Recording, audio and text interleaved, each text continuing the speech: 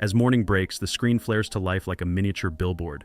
Notifications piled on emails, meetings squeezing into lunch breaks, tasks lining up like a relentless subway train with no stops.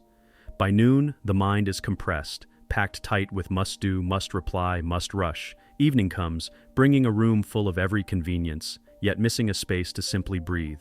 We've grown so accustomed to living in the full of information, full of possessions, full of hurry, that the heart fumbles, unsure of where to place itself.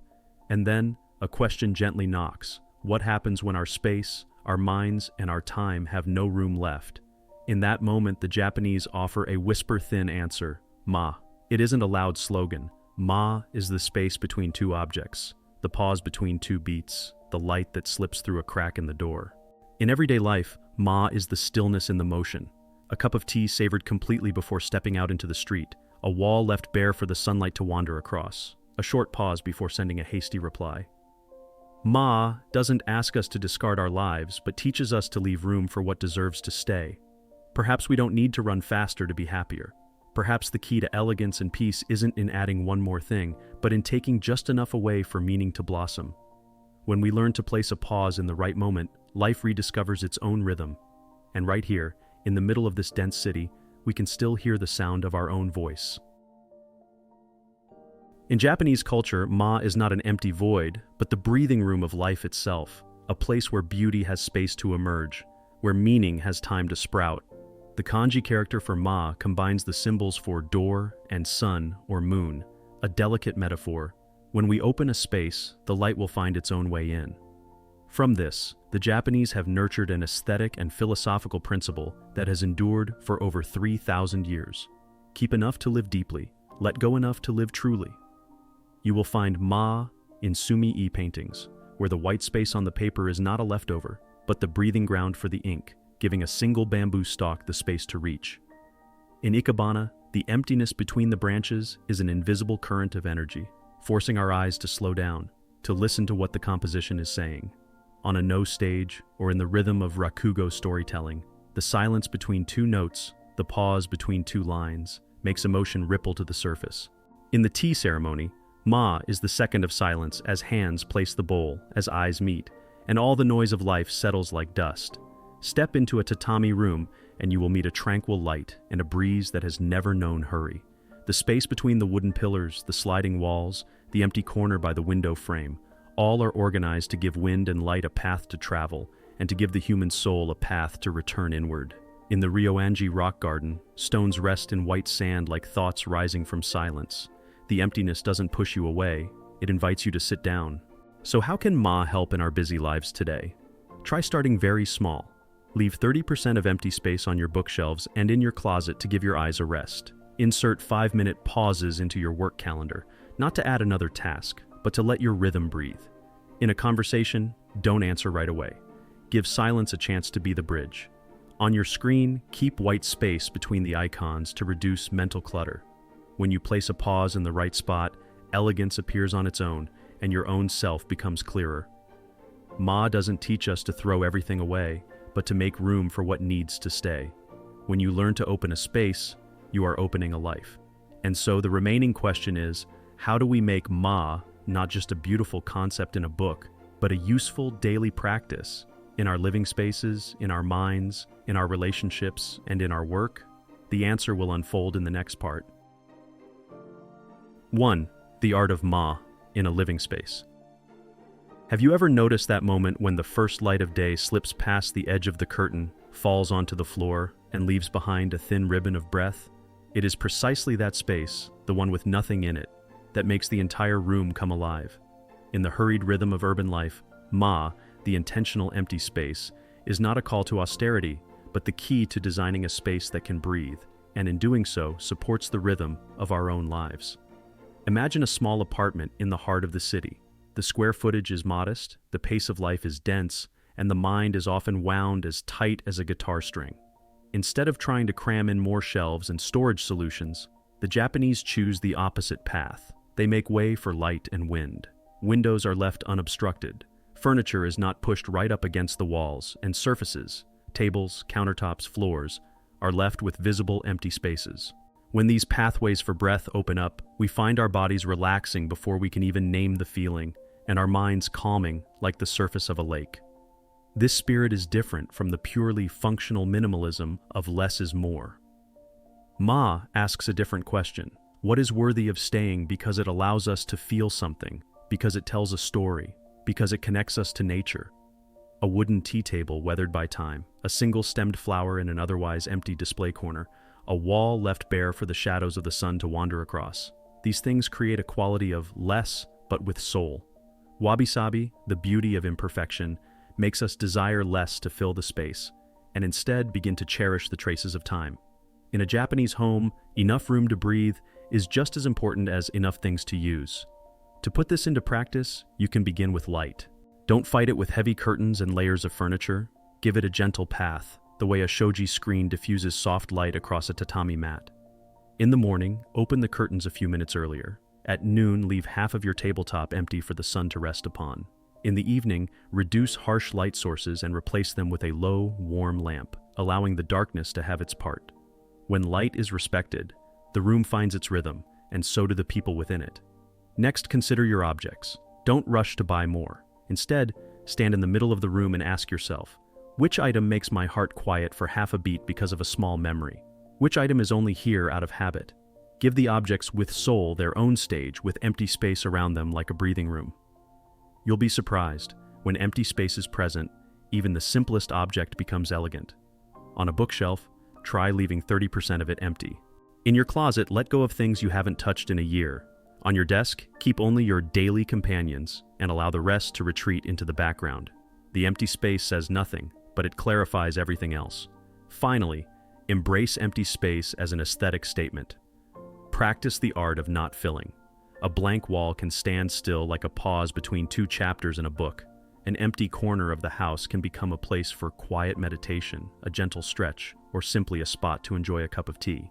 In small apartments, the art of folding and multifunctional furniture can help, but what creates Ma isn't a clever mechanism, it's the conscious decision to leave a space, no matter how small, for the mind to inhabit. A story from Tokyo tells that even in apartments of just a few hundred square feet, people live spaciously thanks to intentional emptiness. A bed folds into the wall to give back the floor, a small tea table replaces a large one, and the pathways between objects are always kept clear so one's steps are never hindered. When the wind has a path, a person has a way home. And when the eyes find a place to rest, the brain has to process fewer redundant signals, a natural form of stress relief we often forget. If you want to start today, choose 3 things you don't truly need: a forgotten shirt, a decorative item that no longer sparks emotion, a seldom used gadget. Set them aside, then take half a step back. Notice what that newly opened space does to your breath. Tomorrow, try pulling a chair slightly away from the wall to open the walkway. The day after, spend 5 device-free minutes in that very empty corner.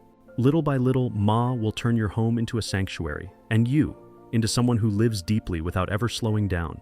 The empty space takes nothing from us. It only gives back room for what deserves to stay. 2. Ma in the mind. Have you ever noticed, in the sliver of silence between 2 notifications vanishing from your screen, a pause just thin enough to hear your own breath? In a world that demands an instant response, Ma enters like a gently opened door. On the other side is an emptiness, but a place where the mind can rest, the heart can recenter, and awareness becomes clear. Picture a typical day. You wake up and your fingers are already on a screen. Emails pile onto messages, meetings squeeze into lunch, and by afternoon your brain feels like a browser with a dozen tabs that never close. We call it being busy. In reality, it's a lack of pauses. Without these moments of stillness, thoughts chase each other in a murky, exhausting flow, and we feel tired without knowing why. The Japanese speak of kokoro as the unity of mind, heart, and spirit. When kokoro has no room to breathe, any effort to think positively is like fanning a fire. It burns brighter, but the fuel runs out faster. Ma in the mind doesn't ask us to quit our jobs or leave the city. It simply suggests, give your thoughts a rest, just as music needs silence for the melody to appear. A short story. Akira, a designer in Tokyo, used to pride himself on his ability to multitask. Then one day, he realized he was starting to forget important details, precisely when he was at his multitasking best. On his way home, he stopped at a small park. Sitting down, he tried a very simple exercise. For exactly 1 minute, he did nothing but count his breaths in and out. The minute felt almost awkwardly short, but afterward he saw the city streets moving at a slower tempo. When he got home, Akira turned off all after-hours notifications, moved distracting apps to a secondary screen, deleted old junk files, and then scheduled a small appointment every noon. 5 minutes, no devices. After a week, he didn't have less work, but his mind had less noise. The empty space didn't make him fall behind.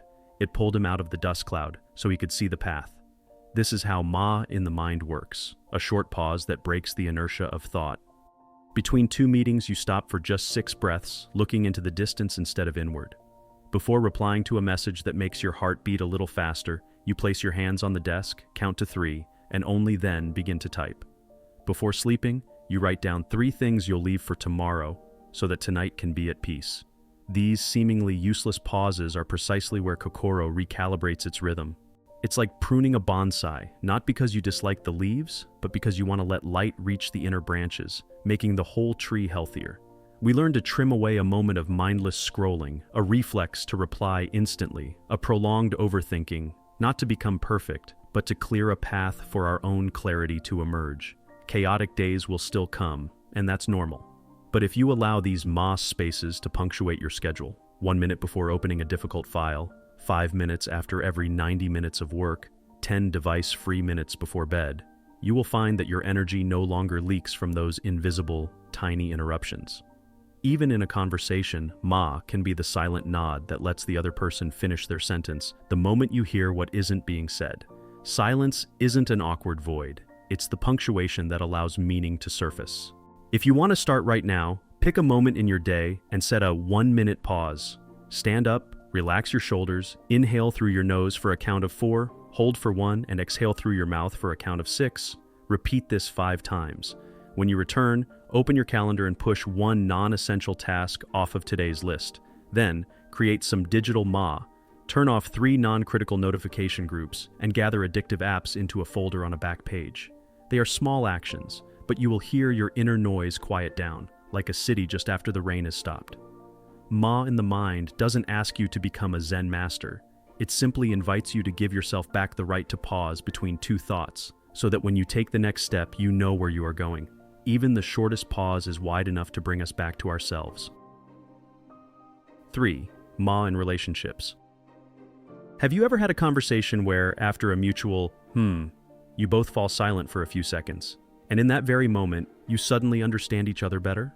In the Japanese art of connection, Ma is not a wall that separates, but a slender bridge for emotions to safely cross. The right kind of pause softens our words, slows our gaze, and gives the heart room to turn. Let me tell you the small story of Emmy and Daniel, a couple living in the bustle of New York City. Daniel had a reflex to fill every silence with explanations, while Emmy, raised in a Japanese family, learned to respect the pause. They made a simple rule: when emotions run high, they don't fight for the last word. Each person gets half a minute to simply settle their breath. The first time they tried it, Daniel was anxious, fearing that silence meant distance. But then he discovered that when he didn't have to defend himself instantly, what he wanted to say became clearer and gentler. Emmy didn't win with silence. She simply opened a door for them both to step into the same room of calm. This is how Ma works in a relationship. It is a space to listen completely, a distance where freedom is respected. The Japanese consider not interrupting to be a form of grace. There is a beat of rest between sentences, like a comma that brings clarity to a phrase. In love and in family, Ma is the personal space that is recognized as a natural need. One person might read a book alone on a Friday night, take a walk without their phone, or pursue a personal project without being accused of being distant. The right amount of distance doesn't diminish intimacy. It allows intimacy to mature because we come together whole, not to fill each other's empty spaces. From a psychological perspective, Ma is like a healthy boundary, a boundary that doesn't build a wall, but draws a line so we know what is ours and what belongs to the other. When boundaries are clear, trust doesn't leak. When respect has room to stand, hurt doesn't need to scream. You'll find that a conversation becomes less heated with one simple habit. Listen until the other person has finished their sentence before you reply.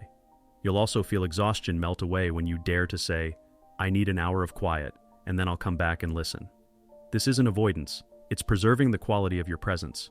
If you want to begin, try a small ritual in your next conversation. As the other person is speaking, place your hand flat on the table to remind yourself to stay present. Wait for 3 breaths after they finish before you respond. During the day, create a short date with yourself, 15 minutes without a screen, and let your partner know beforehand so they don't worry. When you return, you will be giving them a lighter version of yourself. When conflict arises, reflect rather than react. What I hear you saying is, and I understand your feeling. This isn't a technique to win. It's a way to let meaning emerge in the quiet space. Ma is also present in nonverbal gestures. A slow bow, an unhurried touch, a short but warm text message. Instead of blanketing the day with questions of where are you, what are you doing, who are you with, we learn about each other by honoring our differences and our individual rhythms.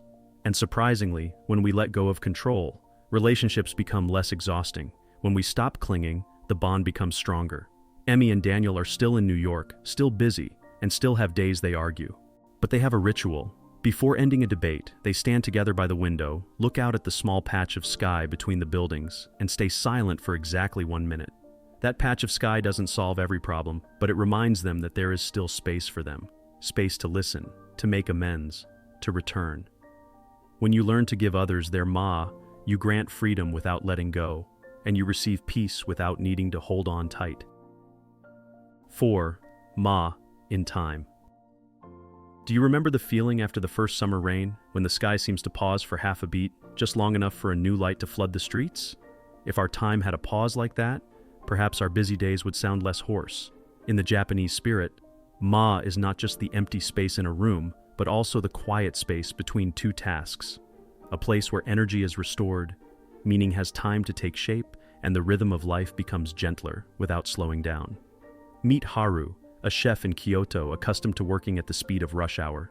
He used to think the secret was to optimize every second, a schedule packed to the minute, a stopwatch for everything, each task chasing the next like sharp knives in the kitchen. Until one evening, his master chef told him to stop for exactly 10 minutes before service, put down his knife, look out the window at the swaying bamboo, and just breathe. When Haru returned to the kitchen, he found his hands were steadier, his eyes more precise, and the flavors of his dishes suddenly felt complete. His master said, "You didn't lose 10 minutes, you rediscovered your rhythm." From then on, he didn't try to cram more tasks into his schedule, but instead opened small breathing gaps between them, like placing a comma in the right place to give a sentence clarity. Living in the West, we are often taught to optimize time, the Pomodoro technique, endless to-do lists, a sense of productivity measured by the number of items crossed off in a day. It's a useful approach, but without pauses, we burn out like a song with no rests. The Japanese, however, see time as an elastic space. They simplify the rhythm of life rather than maximizing the work. In the tea ceremony, every movement has a pause. In no theater, it is the slowness that deepens the emotion. It's not that they do less, but that they give their moments borders, so that what is happening has a boundary and therefore has weight. You can bring this spirit to your own schedule starting tomorrow morning.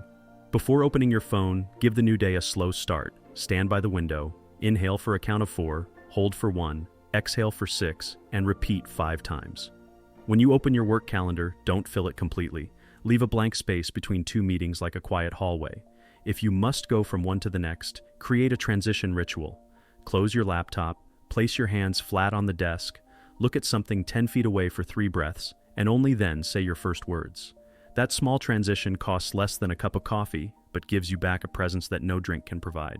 In the middle of the day, instead of another round of scrolling, try giving yourself 10 minutes of aimless being. Sit up straight, let your eyes rest on a distant point, listen to the fan, feel your shoulders drop. You'll find your mind feels less jostled, and your productivity, rather than decreasing, becomes sharper, just like Haru's at the kitchen window. In the afternoon, when the to-do list is still long, stop on time. An unfinished task is not a failure. It is an invitation for tomorrow to have its place. Ma in time teaches us to stop while we are still strong, so that the next day begins with joy, not with debt. In the evening, design a digital sunset. Set a time for notifications to turn off, move distracting apps to a secondary screen, and spend 15 screen-free minutes before bed. This isn't harsh discipline, it's kindness to your own nervous system. When the night has ma, sleep is deeper. When the morning has ma, the day is lighter. And between all your tasks, you will learn to place your own commas. A cup of tea savored completely before a phone call, a walk without headphones between 2 appointments, one intentionally blank hour each week for something spontaneous, to draw, to cook, or to simply sit still. After a few days, you will notice something subtle. Doing less, but living more deeply, is not a slogan. It is the natural consequence of time having shores. When each task is surrounded by a small silence, our attention doesn't spill. When the day has a rhythm, peace is not a luxury, but the default setting. Time doesn't rush us. We are the ones who have forgotten to place a pause between the beats. And sometimes, a single tiny pause is all it takes for an entire day to hear its own heart. At the end of this journey, we realize that Ma was never an absence. It is the lungs of life, the place where light finds its way, where meaning has time to blossom. When we learn to leave space, a room suddenly becomes elegant, not because of expensive furniture, but because everything has its place and its breathing room. The mind becomes still, not because we've given up all our busyness, but because every task has a boundary, every thought has a pause, and life, which we thought was just a series of must-dos, suddenly touches a softer layer of meaning, where peace is no longer a luxury. You don't need to become someone else to live more deeply. You only need to take half a step back before filling another corner of your home, another appointment in your calendar, another reply. Take a short pause between two calls to let your gaze drift out the window. Keep a section of a wall white for the sun to pass over. Rearrange your desk so a part of its surface remains empty. Slow your speech by half a tone so the person in front of you can be fully present. These small, empty spaces don't take your time. They give time back its quality. And one day, you will find yourself doing less, but living more deeply, like a piece of music that knows how to honor its rests. If tomorrow you choose only one thing, choose to leave a space, on your bookshelf, in your calendar, in the middle of your heart. From that quiet space, everything else will find its own rhythm. Let the empty space teach you how to live, because sometimes the most beautiful things in life are the things that are not filled.